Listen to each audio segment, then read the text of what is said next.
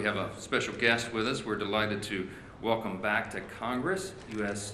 Secretary of Transportation Sean Duffy. I enjoyed serving with him during my first few years here, and we're grateful he's serving our country in this very important position right now in these very challenging times. He's a very busy guy, but he'll give us a few minutes to give you an update here in just a moment. You'll hear directly from him about the very real and consequential ways that Americans are suffering right now because of the shutdown. I just wanted to give you a brief update, and then I'll turn it over to the Secretary.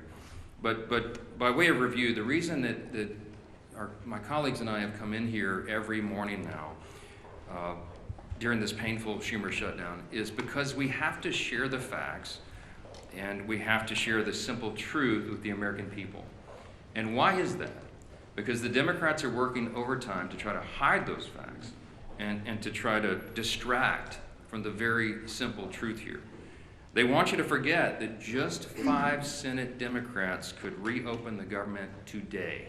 All we need is 5 of them. They try to pretend that their counter-proposal deal doesn't reinstate free health care for illegal aliens, $200 billion of taxpayer funds. They try to pretend that their counter-proposal would not send billions of dollars in wasteful spending for social projects in foreign countries overseas. They don't want you to look at the facts. They don't want you to look at the paperwork that they themselves filed as the counter-proposal. And they refuse to admit that this entire shutdown is one big political game to satisfy the radical Marxist base of their party. But that is exactly what is going on. And I want to be absolutely clear about this. Democrats would not have shut the government down this time if their political careers did not depend on it. And that is not some Republican talking point. That is the objective truth. If it wasn't already abundantly clear, the number 2 Democrat in the House yesterday openly admitted to that fact. Catherine Clark is the House Democrat whip. She works right under Hakeem Jeffries as the number 1 Democrat, and she was in an interview and she said to one of your colleagues sitting here on the front row, quote, "Of course there will be families that are going to suffer, but this is one of the few leverage times we have," unquote. It's shocking to hear them say that out loud. By her own admission, she knows that the American people are suffering. Democrats know that millions of federal workers are desperate for their paychecks. They know that thousands of flights have been delayed. They know that SNAP benefits and nutrition assistance for women, infants, and children are in jeopardy for millions of American families. And yet, they don't seem to care. But you know what? Take heart, America, take heart, because all your suffering is for a good cause. It's for the Democrats' political leverage. That's what the number 2 Democrat said here yesterday. It is utterly shameful. The obvious truth is that only a Democrat could get away with saying such abhorrent things without the media batting its eye. I guarantee you, if the tables were turned, if the Republicans were the ones holding the country hostage and openly admitting to it, it would be absolutely explosive. It would be wall-to-wall coverage, and everybody in this room knows that. Every single mainstream media outlet, every newspaper in America, every single day would have that on the top fold as the big headline. But of course, that's not what's happening right now. Coverage of all this has been sporadic and almost every time spun to try to somehow favor the Democrats who have put us in this mess. Democrats own this. They've said so themselves, and you just have to listen to their own words. Don't listen to us. Chuck Schumer himself said infamously, "Every day of the shutdown gets better for us," meaning the Democrats. And then you had the Democrat whip here say yesterday, openly admitted, they're holding the country hostage for their political leverage. They're perfectly fine with that. They're perfectly okay with real pain being felt by real Americans as long as it helps their political agenda as they see it, as long as they can force $1.5 trillion new dollars in spending on America and get illegal aliens back on health care funded by U.S. citizens. That's their counter-proposal. And largely, so many in the media are turning a blind eye to that. Well, as I said earlier, we've stood up here every day and talked to you about some of the terribly harmful effects that the Democrat shutdown is causing on Americans. We talked about troops at risk of missing their next paycheck. The nutrition assistance for women, infants, and children is under threat. Now, SNAP benefits will not be sent to those who truly need it. But there's another very important group of federal employees that we want to highlight today because they also aren't getting paid, and the consequences are being felt around the country. Air traffic controllers, some people call the policemen of our skies, they have been showing up at work without pay. And news reports have suggested that these men and women are seeking outside employment just to keep their families afloat. Some of them are working these long shifts, and then they're hopping in a car and driving for Uber, or they're delivering for DoorDash all night. And you just have to think about what a heavy thing that is. These men and women have one of the most stressful jobs in America. They cannot be 99.5% accurate or 99.9% accurate. They have to be 100% accurate 24 hours a day, 7 days a week. And now they're being forced to work longer hours, take on multiple jobs, and maintain the same level of excellence, again, all while Democrats hold their paychecks hostage. This is what one air traffic controller said in their own words in an article, quote, "The financial anxiety doesn't just hurt morale, it directly affects safety. When someone responsible for thousands of lives a day is worrying about whether they can pay rent or feed their kids, focus suffers. Controllers were already underwater with pay and staffing before the shutdown, and now we're drowning," unquote. As a reminder, and this is pretty ominous, but you remember the article a few days ago where the Democrats were quoted saying they won't reopen the government unless, quote, "planes are falling out of the sky," unquote. We pray to God it doesn't come to that, obviously. But the longer the shutdown goes on, and as fewer air traffic controllers show up to work, the safety of the American people is thrown further into jeopardy. Now, I'm heartened that we have a leader like Secretary Duffy. He has an extraordinary team. We have extraordinary air traffic controllers in this country, and they are maintaining the safety against incredible odds. But right now, there are 13,000 air traffic controllers and more than 50,000 TSA officers who are showing up to work without pay. Our Secretary Duffy's doing a great job to triage this, but he noted that normally just 5% of flight delays are the result of staffing shortages. Right now, that number, at least 2 days ago, was 53%.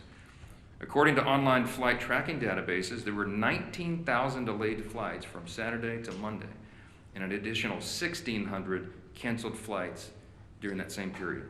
That number is only going to increase as the Democrat shutdown continues, especially as air traffic controllers are set to miss another paycheck on October 28. We are rounding into a holiday season, as we all know, and we're in the middle of the height of the football season. This is peak travel time for the U.S. Hundreds of thousands of Americans are going to travel to football games this weekend, for example. And if the current trajectory continues, many Americans could miss watching their favorite teams and reconnecting with friends and family. So football fans, hey, if you're stuck in the airport this weekend while your favorite team is about to kick off, you can blame the Democrats for that, all right? They own this shutdown and they own the consequences too. So now here to share this firsthand perspective, some of the ways this shutdown is stretching thin American air travel and all of our air infrastructure is our extraordinary Secretary, Sean Duffy. And then after he speaks, you will hear from the chairman of Transportation and Infrastructure, our committee here in the House, our good friend, Sam Graves. Mr. Secretary, thank you so much for your time.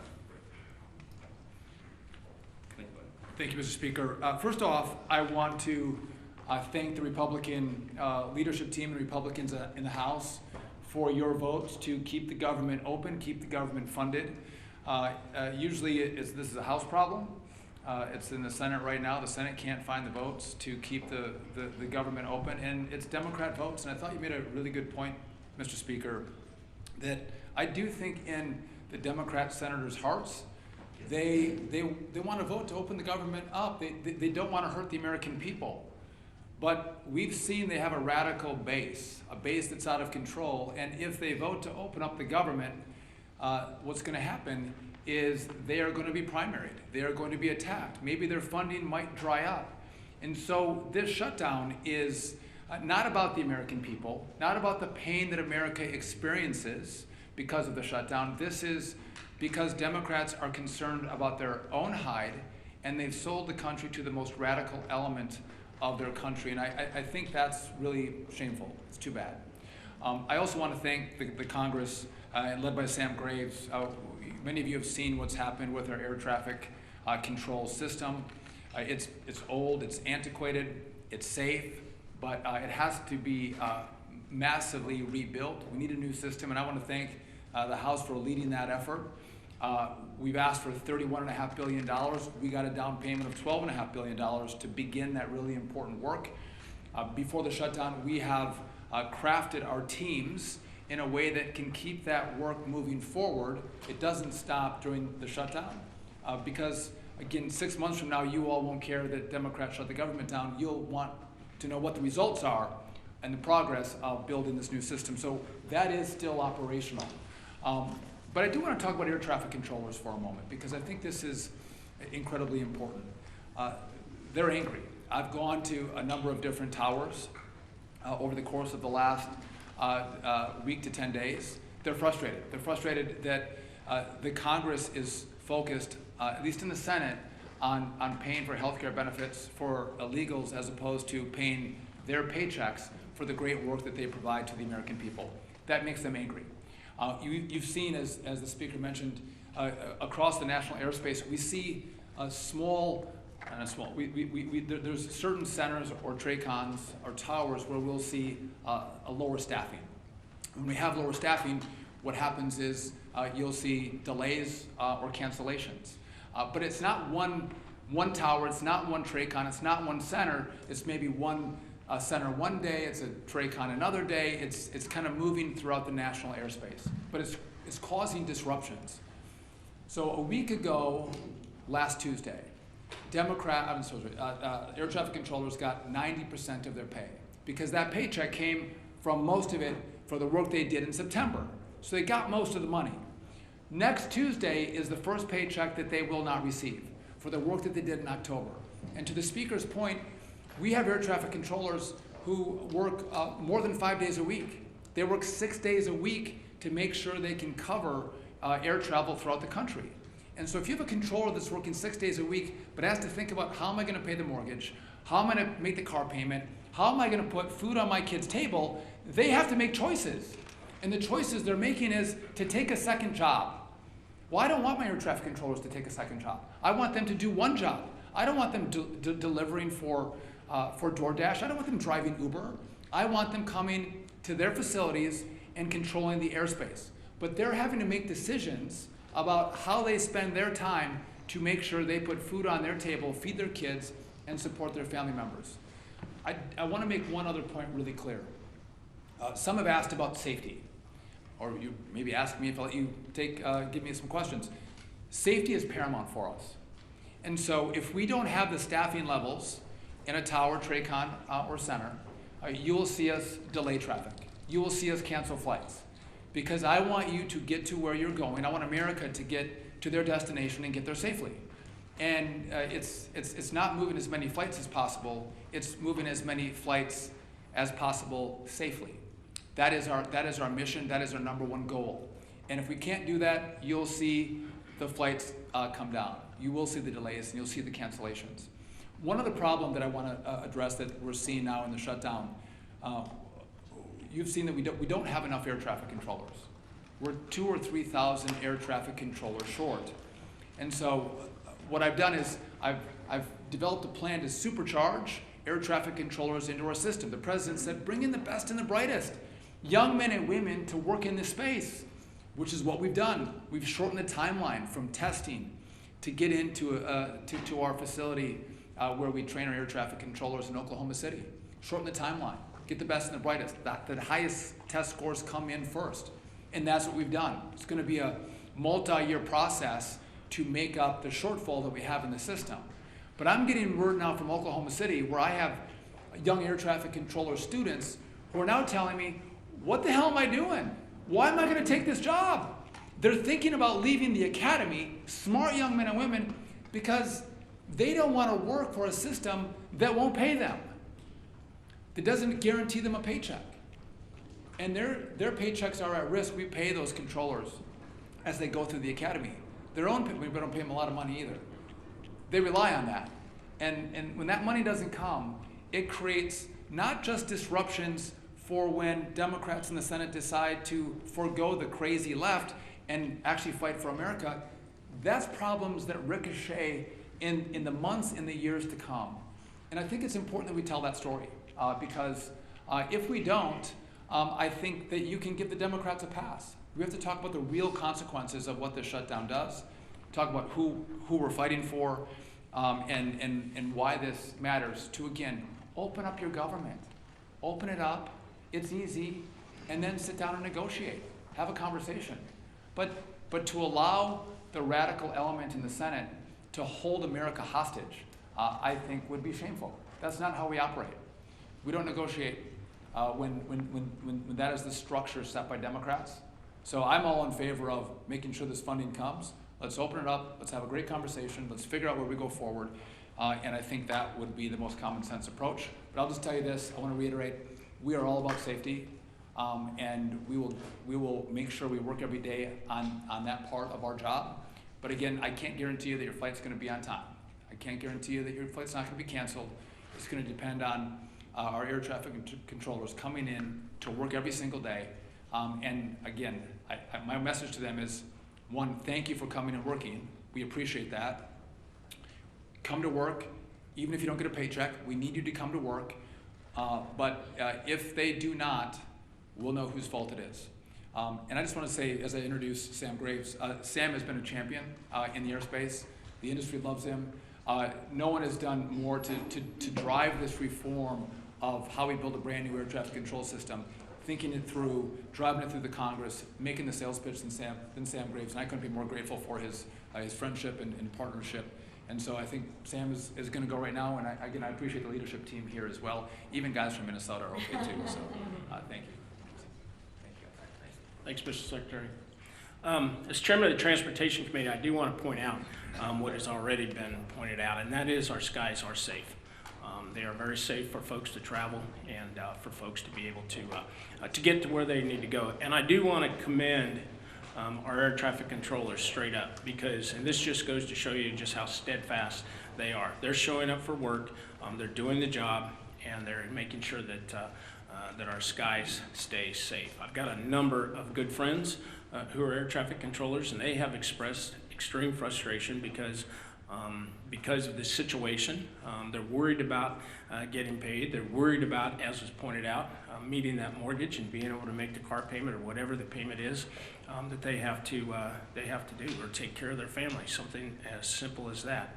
I do want to commend the Secretary and the President for filling all of the open seats at the Academy in Oklahoma City. They hit their quota of 2,000 new air traffic control students that are learning, and I want to commend them on increasing the pay for students going to the Academy. It's needed, and it's also needed to be able to attract the best and the brightest that are out there. As the Speaker pointed out, this is political gamesmanship on Senator Schumer's part, and it's unfortunate that he's weaponizing the air traffic controllers and he's weaponizing families as we go into the holiday season when it comes to those delays that will ultimately probably happen and the cancellations that are probably going to happen. And as the Secretary pointed out, we need to remember who it is that is causing this and why they are causing this. This is political games. All we need to do is pass the clean CR so we can move forward and then talk about these things that need to be talked about. So, thank you. Mr. Leader. Thank you, Sam. I appreciate the job that our chairman of the Transportation Committee is doing. Really appreciate the job that our Secretary of Transportation, Secretary Duffy, has been doing, and especially want to thank those air traffic controllers who are showing up to work. Work that even in normal times is an incredibly stressful job.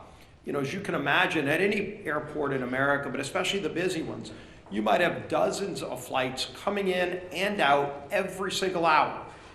And their job is to manage those flights so that everybody on those planes lands or takes off safely and gets to their destination safely. That's their job, that's their priority, it's their passion.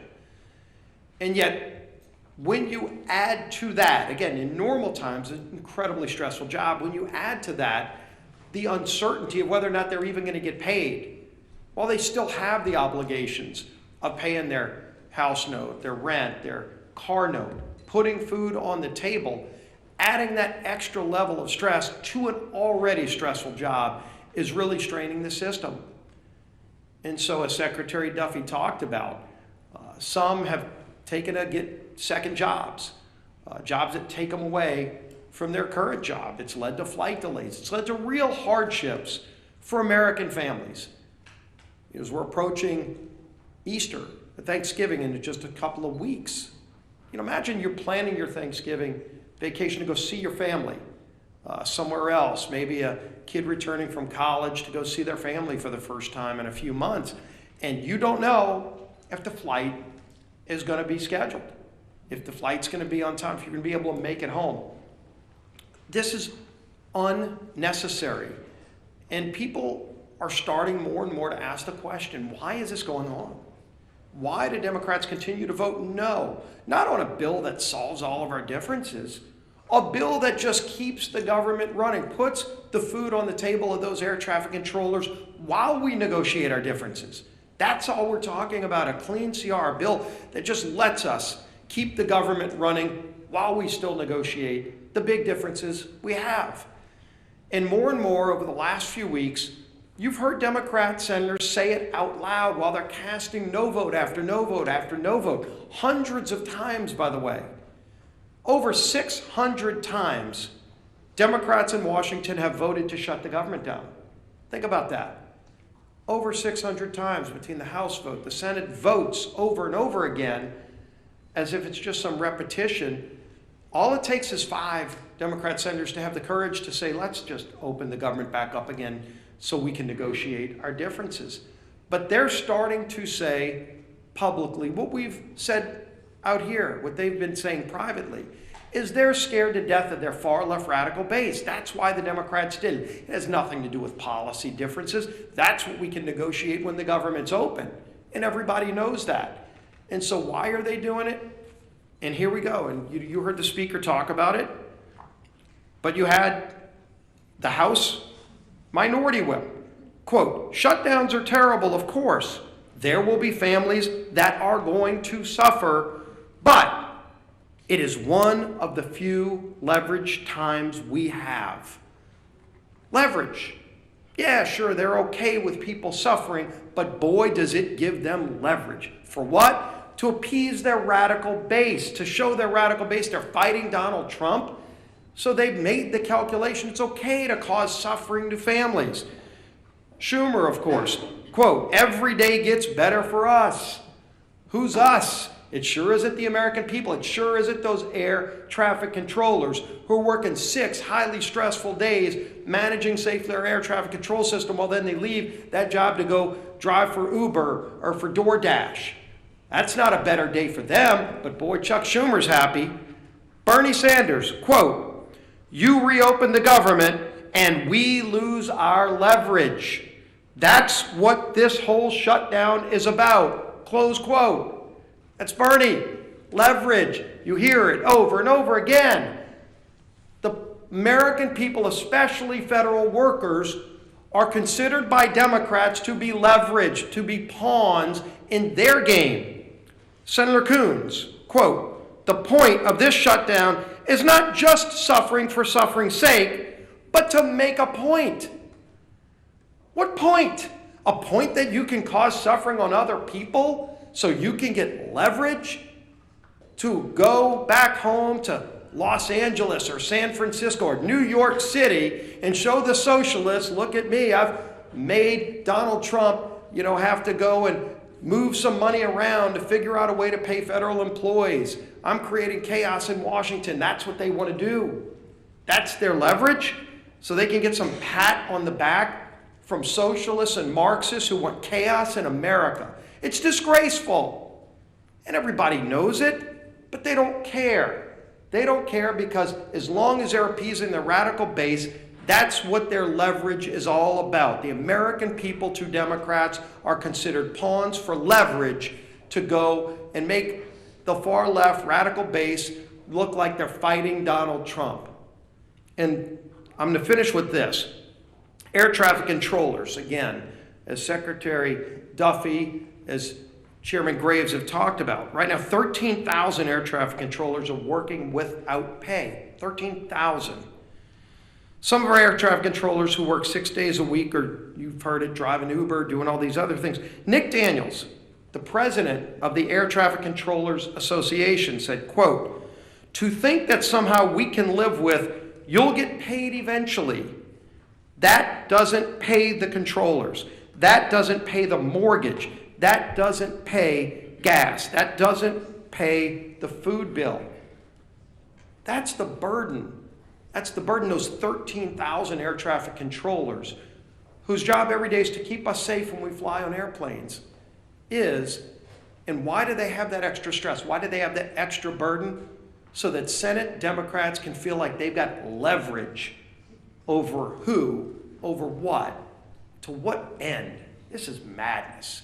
There is no end for them.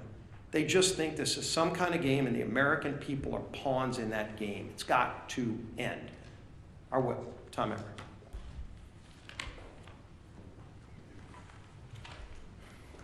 Shutdowns are terrible. Of course, there will be families that are going to suffer. We take that responsibility seriously.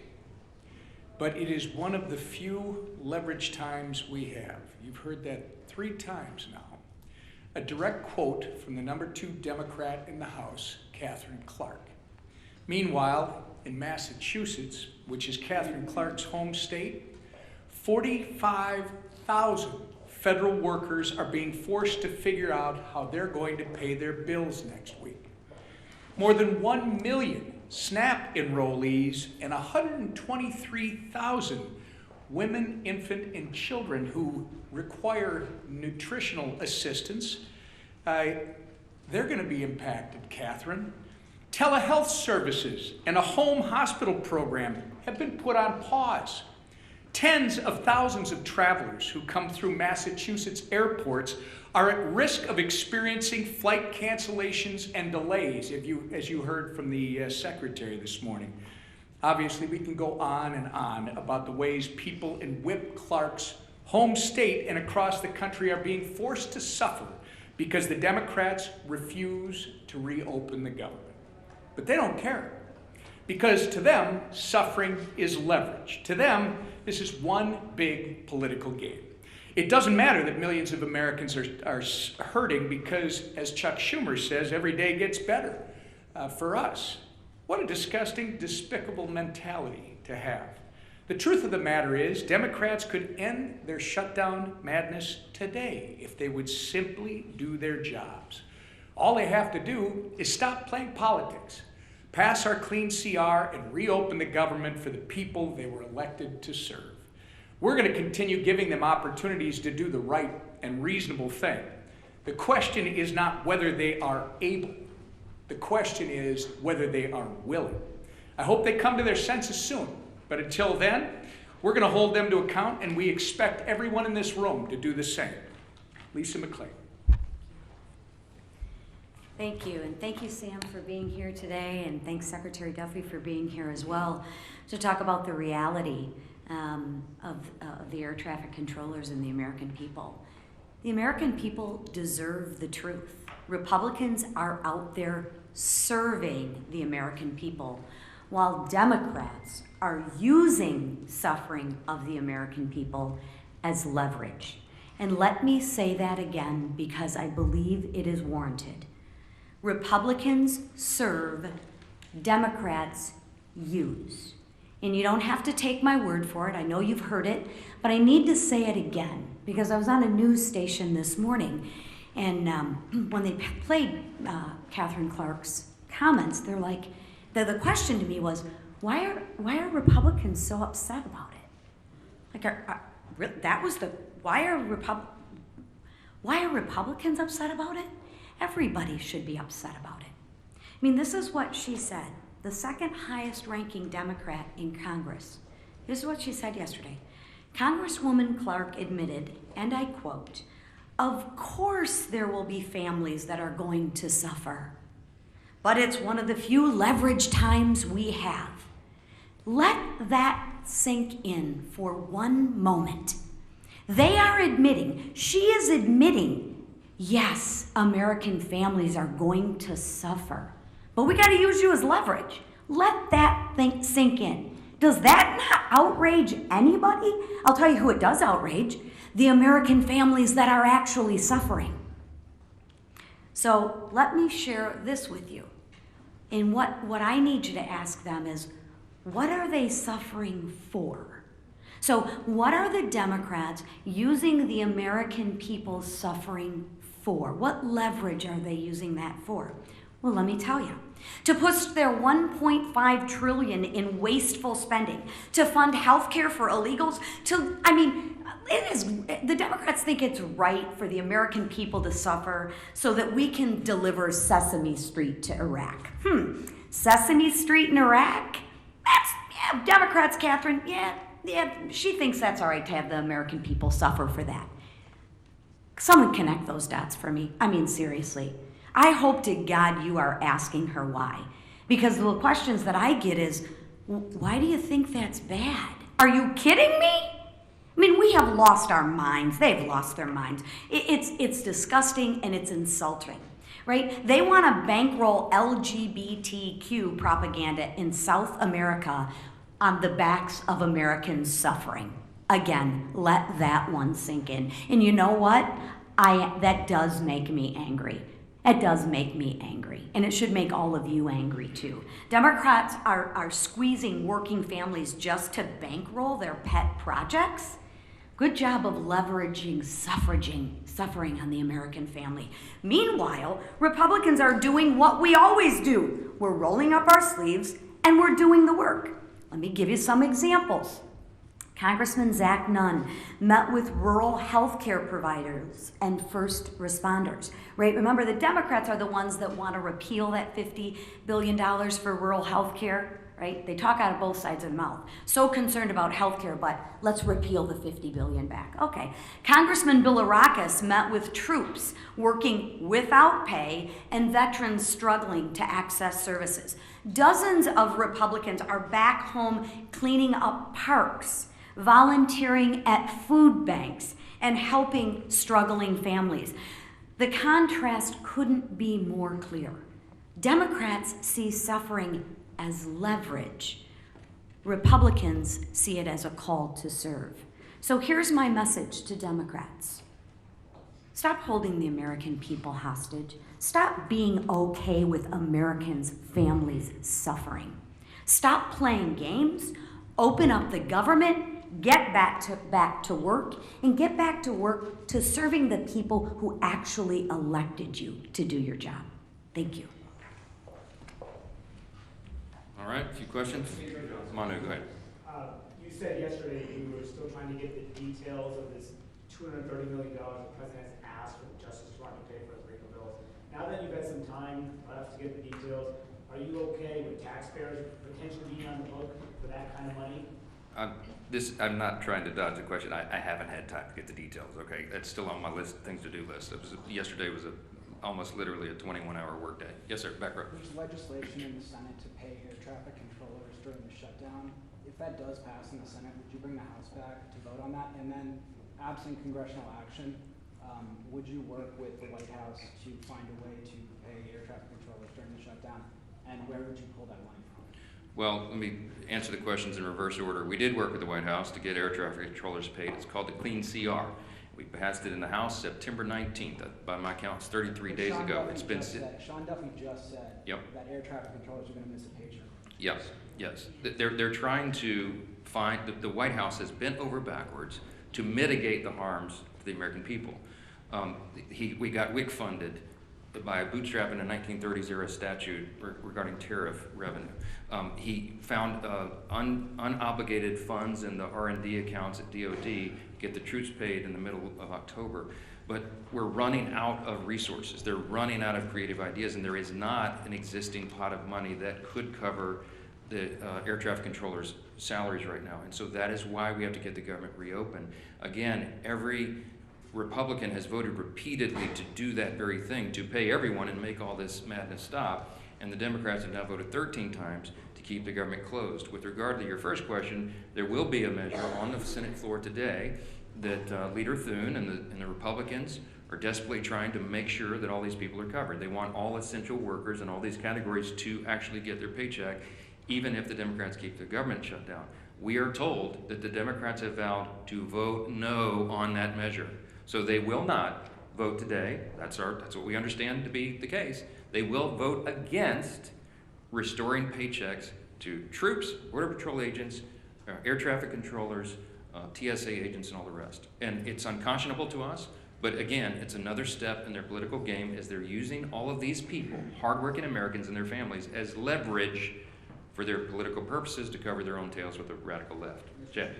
If it's so important to pay the air traffic controllers, you said you want to see what happens to this. Why wouldn't you commit right now and say, we're going to have the House back in session, we're going to vote?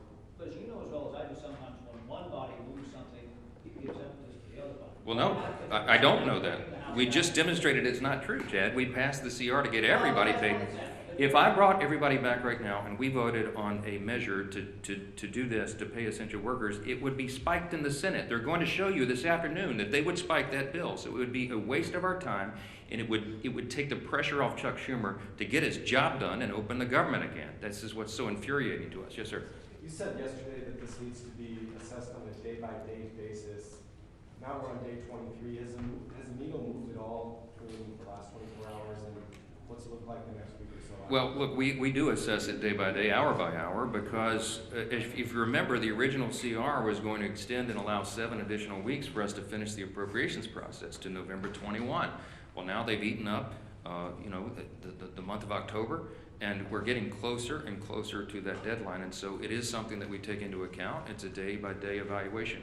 I will tell you that appropriators are working right now, even though we're not on the House floor, and they're preparing the next batch of bills, and there's discussions going on at the leadership level and among appropriators across chambers and across the aisle, because they're serious people that understand we have to do serious work, and so we continue to evaluate it. But our plea today is to the Democrats: please, 5 centrists in the Senate, do the right thing. You know what the right thing is. Play the tape. You can find a floor speech or media interview with every single Democrat in the Senate. Every single one of them have given impassioned speeches. We could come up here in lieu of a press conference and show you their own words, where they say that this should never happen, that it would be harmful to the country and harmful to people, and now they're saying they don't care. They know better. They know in their hearts this is wrong, and we're asking them to stop it. Back row. Last question.